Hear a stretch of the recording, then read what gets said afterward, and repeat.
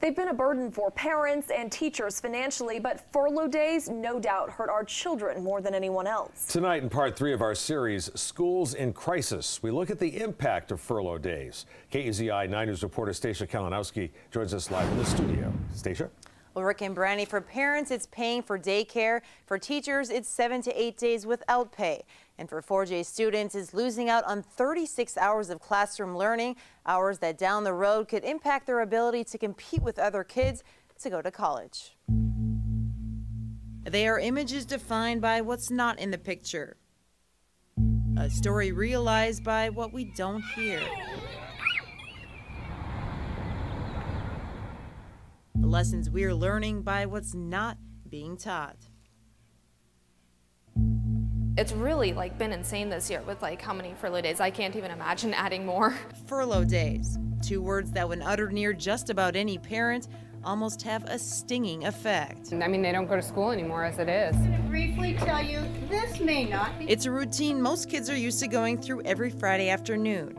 But one Barbara Stater's 5th graders at Holtz Elementary are going through a day earlier a lot more often lately. Well, everyone will come back on Tuesday.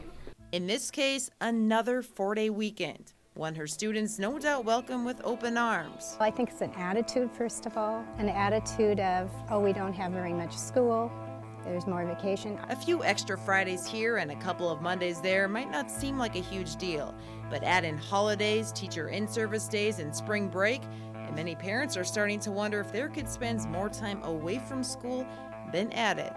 The state of Oregon, we're 49th in number of school days in the nation, so 49th. I mean, we're 12, our kids are going to school 12 days less than on average than any of the other schools in the nation.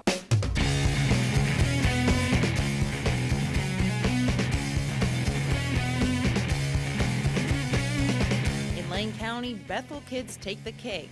Kids in that district have 8 fewer days this year compared to 6 at Springfield and 6 at 4J.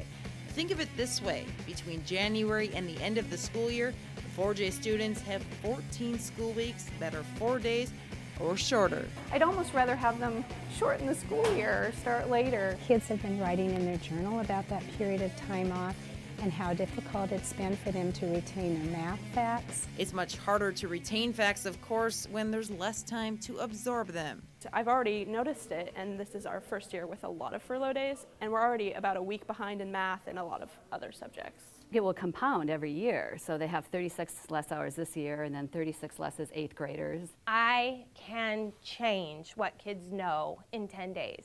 So when you take 10 days out of the picture, that's a lot of time. My teachers have talked about having to skip certain parts, or we'll just go through this part really fast. And the effect less class time has on each student isn't always the same either. Our kids that need those instructional days the most are our kids that are struggling. Struggling or not, though, even the smartest students run into problems they don't always know how to solve. Unless you're a genius, you can't figure stuff like that out on your own. It's really hard because they will send a lot of homework over the furlough days, but you don't know how to do it because the teachers aren't there to explain it to you. And homework issues don't even begin to tell the whole story.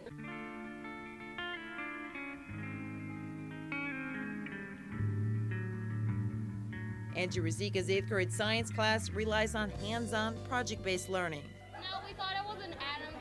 Yeah. 6 days, probably 2 or 3 labs, so we're going to have to look at doing fewer things in the same amount of time. You can't go faster. In the end, much of the burden is then shifted back on the child. And with kids being kids, it means things won't always get done. Nothing, just hang out at home, watch TV.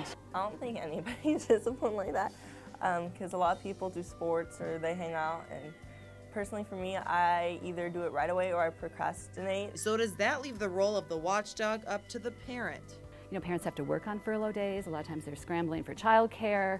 So I don't know that I can say, oh, by the way, when your kid is home Friday, make sure they read chapter so-and-so. I can't really take days off, so any work I can't get done during the day gets transferred to late evenings on the weekends.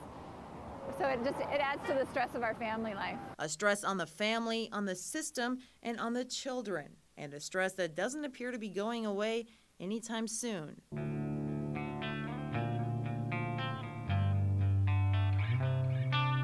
Many districts are expecting the number of furlough days to stay the same or to increase for next year. What I really wish the school district would do would be to put together some sort of academic program for the no school days and even for after school programs. But while some can only sit and hope the district comes up with creative alternatives, other parents who can afford it are taking matters into their own hands. We'll definitely look into the private school.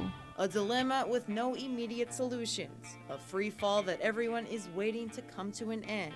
2 words everyone involved would rather not have to talk about again. Wonder what's going to happen with our education here. I think it's going to be a downward spiral for us, for our community, for our children.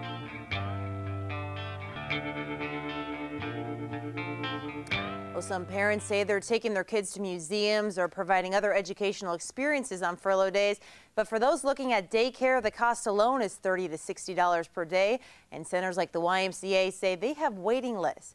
Well, tomorrow night we're looking outside the classroom and extracurricular activities. 4J is cutting that budget by 25% next year.